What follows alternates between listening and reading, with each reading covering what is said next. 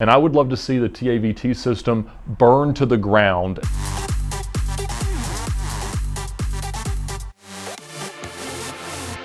Over the past few days, obviously, we've had a lot of documentation of this Georgia crackdown against Montana LLCs, and that reflects a couple realities, one of which is if law enforcement asks you to do them a favor and give them a platform to talk about something they care about, as long as it doesn't hurt too bad, even though you guys dislike the video, you do that favor. Also, if you have a small company like VINwiki and you get the chance to be a subject matter expert on the news, you do that as well. But in doing that, I didn't really get a chance to express my own personal sentiments about what Montana registration means and what owners should really be feeling, because it's something that I do have a good bit of experience with. And this was my personal thoughts. It's not the opinion of VINwiki or law enforcement, and it's not legal advice. I'm no lawyer, but I have studied Georgia automotive tax policy for years. In fact, my senior thesis at Georgia Tech was actually on Georgia's tax policies at the time. And most of us remember a time in Georgia where all private party car deals were sales tax free. You just paid tax if you bought a new or used car from a dealer. Obviously, dealers hated that, and so they lobbied for a more universal tax policy, which they got. Unfortunately, it became this utterly farcical nonsense called TAVT, or Title Ad Valorem Tax. Now, prior, we'd had an annual birthday tax, or ad valorem tax, that was extremely excessive, not reflective of road use ratios, and really penalized people that owned any expensive cars. So people hated that as well, and that was one of the reasons why these Montana LLCs began. In fact, I formed my first Montana LLC to register a car about 8 or 9 years ago, and I ended up not using it, not because of any legal or moral reasons. The deal that I had set it up for, where I didn't have a trade credit, just fell apart. And early on, I couldn't buy cars without financing them. And in most cases, you couldn't finance cars using a Montana LLC.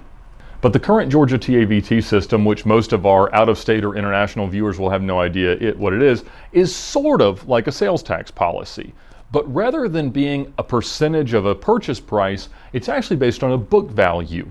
That has nothing to do with any amount of reality. There will be a book value for most cars, and if not, it defaults to an NADA retail value or the selling price, whichever is higher. But if there is a book value, you have to use it. For any car, it doesn't matter if it's the nicest Doug Tabbitt example you could find or the kind of car that I would buy, you pay tax on the same amount. And most of the time, it's completely wrong. Like for instance, on my Porsche 993, the TAVT value is $7,500. I paid 35 grand. The market seems to think it's worth about 60, but I pay tax on $7,500.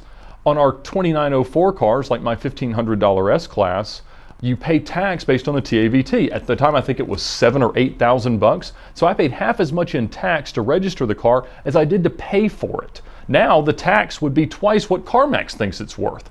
So there's a lot of utter nonsense, but you do get a trade credit, meaning that whatever you're allowed on trade is deducted from that book value. Also preposterous about the TAVT system is that if you move to Georgia, meaning you have a license in Florida and then you come to Georgia, get a driver's license, and you want to retitle all your cars in Georgia, you have to repay TAVT on every car that you own.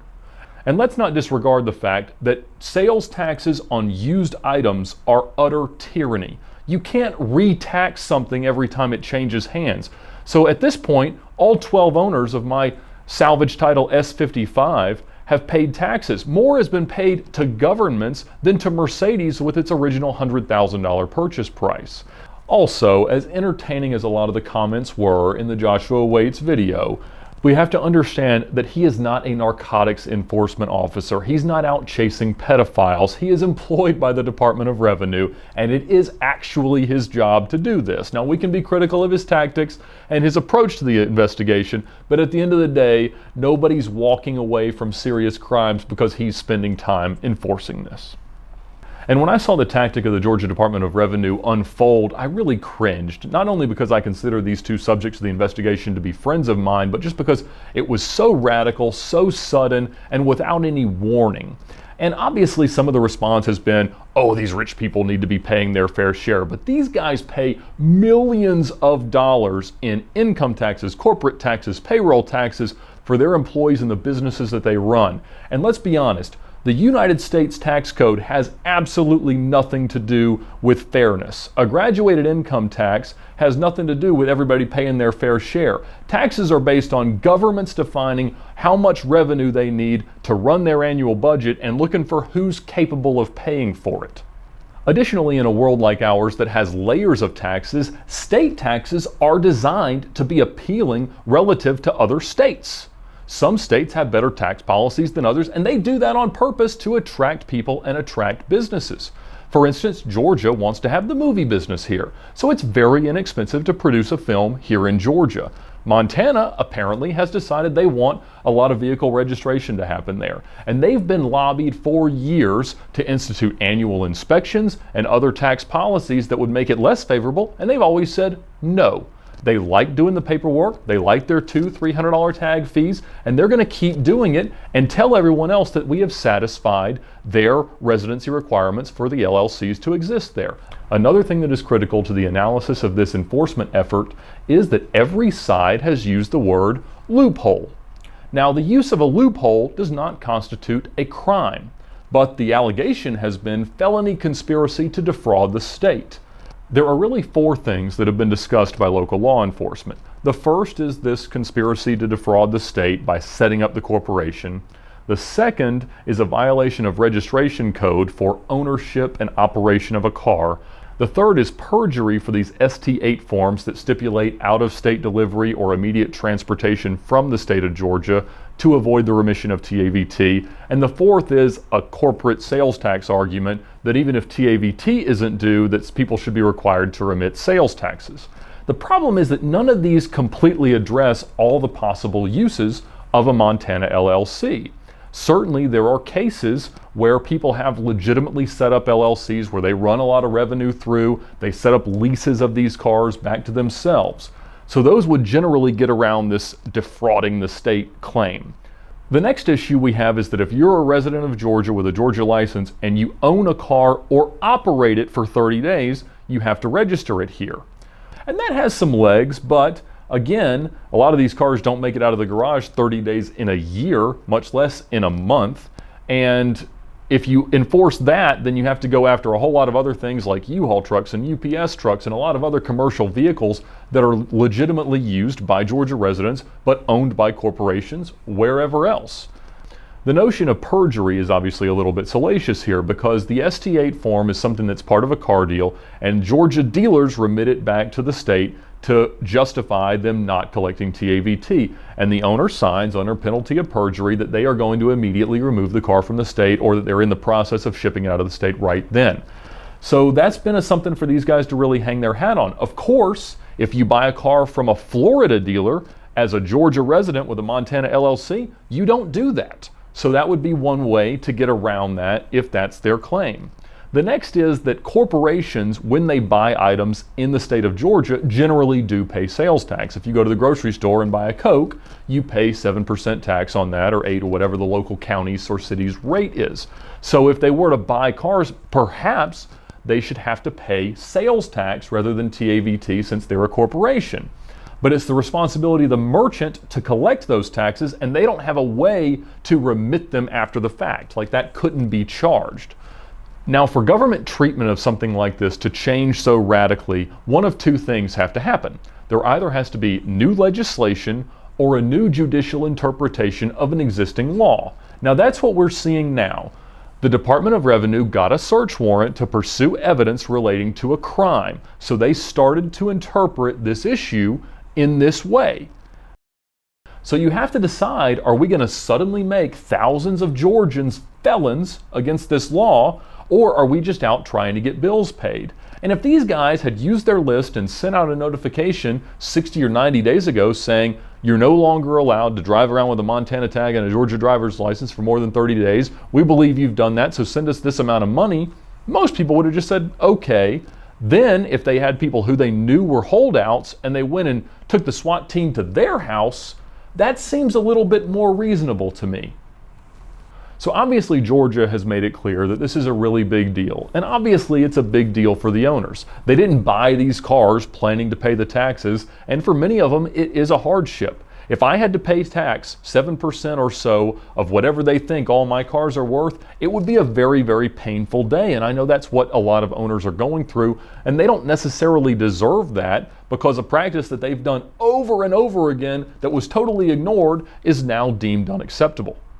It also does interfere with the profitability of dealers. Reducing the buying power of your local audience by 7% when most exotic car dealers operate at a net 3 to 4% margin is massively disruptive.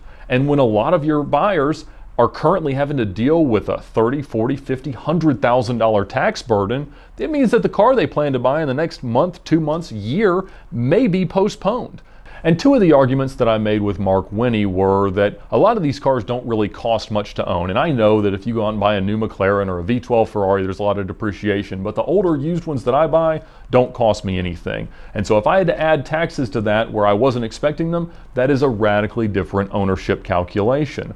Also, yes, a lot of these guys are small business entrepreneurs, and they're out trying to hire more people and grow our small business economy. And the fact that they may have to write a salary-sized check can disrupt what they're doing as they try to live on the ragged edge and expand their business and try to do more things. So this can have rippling effects throughout the local Georgia economy.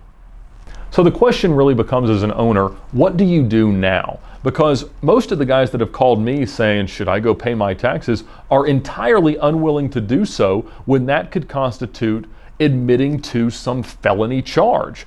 They want to get into compliance, and they understand that it's probably unlikely that their dealers are ever going to sell cars to their Montana LLCs again, but they don't want to pay penalties and fees and interest on something that was totally ignored for so long. Also, this concept that they may have to pay taxes on cars they've already sold is nuts. Let's say Georgia decided that rather than being allowed to drive 10 miles an hour over the speed limit without any harassment was no longer okay, and they're going to ticket you for 1 mile an hour over. This enforcement effort is like them pulling you over, giving you a ticket for 1 mile an hour over, and saying, we now need you to tell us every other time you've ever sped, and we're going to give you tickets for that too. Some people are saying, I don't drive my car that often. I was thinking about selling it at some point soon. I'm just not going to worry about changing it over.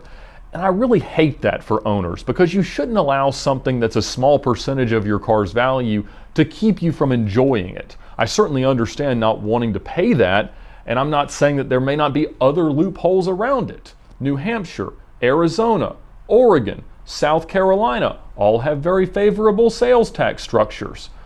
But at the end of the day, if we assume that dealers are going to be a lot less likely to let you buy any cars, particularly new cars, in your Montana LLCs, all you're doing to move your current cars into compliance is paying a percentage of the future taxes you're going to pay.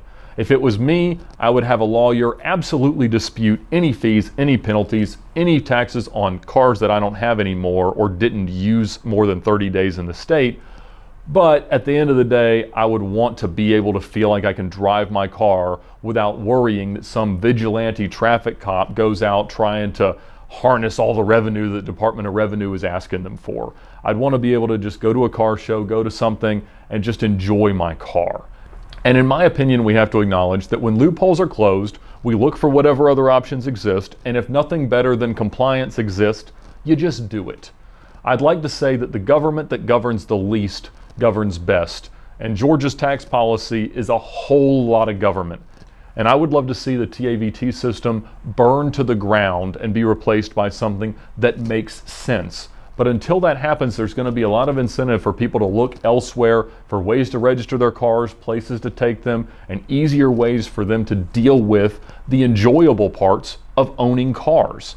But don't let anything like this ever cheapen that. The exotic car hobby, the car hobby in general, is one of the most enjoyable releases that we can have from the stresses of our daily lives. And I understand that there's always going to be bumps in the road, and this is a massive pothole of a bump. But at the end of the day, you deal with it the best you can, you move on, and you put as many more miles on the car as you possibly can.